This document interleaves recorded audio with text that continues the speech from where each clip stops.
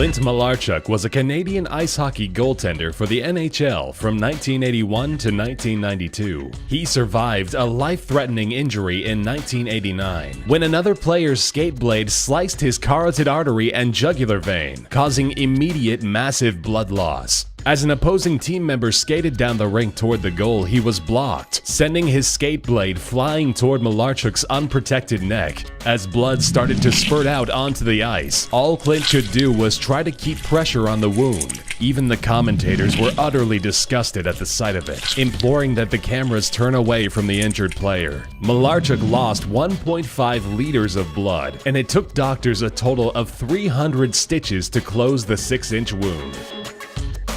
In 1977, when Lakers power forward Kermit Washington punched Houston Rockets forward Rudy Tomjanovich, the game of basketball was never the same. Back in those days, being physical was just a part of the game. Roughing up an opposing player was often overlooked by refs. During the game, there was a scuffle between two players on opposing teams. Tomjanovich ran up right behind Washington, who turned around to deliver a nearly fatal right-hand punch to Tomjanovich's face. The hit knocked him to the floor, leaving him in a pool of blood. Rudy suffered a dislocated skull, with spinal fluid leaking into his mouth. Famous Laker Kareem Abdul-Jabbar said the hit sounded like a melon being dropped onto concrete. This event has been described as the punch that changed professional basketball, because since then, the NBA has established much stricter regulations in the fouling system.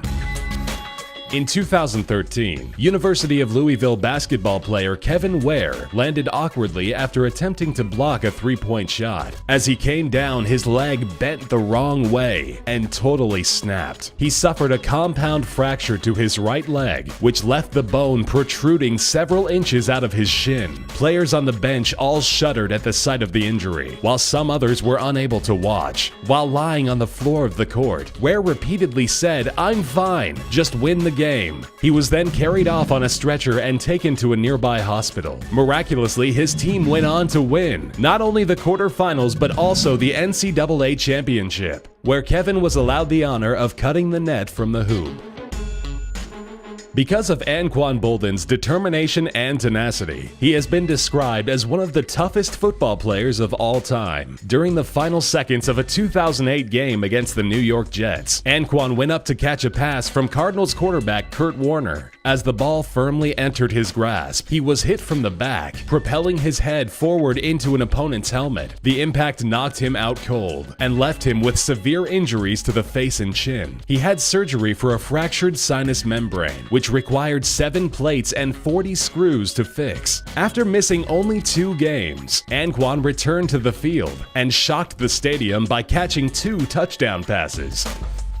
Getting hit in the face with a baseball going an average of 100 miles per hour can be fatal. Former Red Sox pitcher Bryce Flory can attest to this firsthand. In September of 2000, Flory sustained multiple injuries after getting hit with a line drive straight to his face. He wasn't able to get his mitt up in time. As the baseball smashed into his cheekbone, he instantly fell to the ground writhing in pain, blood gushing from his cheek and right eye. When he sat up, he looked stunned as he spit blood from his mouth that was rushing in from his sinuses. Flory suffered a fractured cheekbone, fractured orbital socket, and a damaged retina. After facial reconstruction surgery, it only took a couple of months for him to regain full eyesight. Unfortunately, he was unable to perform at his previous ability and was cut from the team the following year. It was the hit that ended his professional career. There's no doubt about it. Soccer is one of the most dangerous sporting events on the planet. When players are running at each other at full speed, the odds of injury are at an all-time high. One of the wildest injuries happened in 1981, when Evad Lenin suffered a huge laceration from an opposing team member. As the two men collided, Lenin's thigh was slit open, resulting in a deep wound of about 10 inches. The cut was so deep that fans could see the bone exposed through the muscle tissue. Although a gash like this should cause a player to shudder in extreme agony. Lehnen was overcome with anger about the incident. Struggling to stand, he got up to vent his frustrations at the other team's coach. He rushed over and started screaming at the team manager, blaming him for instigating the foul by encouraging his players to be overly aggressive. After 23 stitches and 2 weeks of recovery, Lehnen was back in action on the field.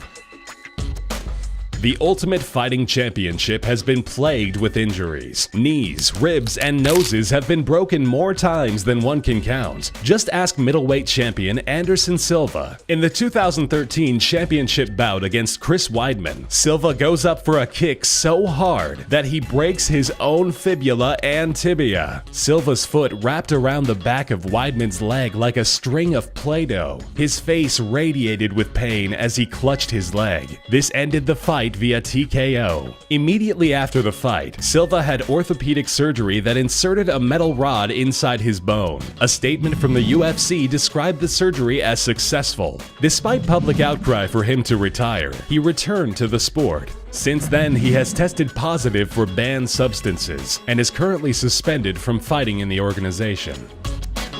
Downhill skiing is one of the most dangerous sports in the world, and sometimes fatal. Professional skiers put their lives on the line every time they make their way down the slopes. Austrian retired alpine skier Matthias Lanzinger knows this from experience. In a 2008 World Cup Super G run, he loses his footing coming over a hill and crashes into one of the gates. After hitting the ground at a high rate of speed, he becomes unconscious. His lifeless body tumbled down the slope, twisting and spiraling until he slides into a boundary fence. The accident all but destroyed his leg as he was airlifted to a hospital. Due to inadequate circulation below the knee, his leg was subsequently amputated.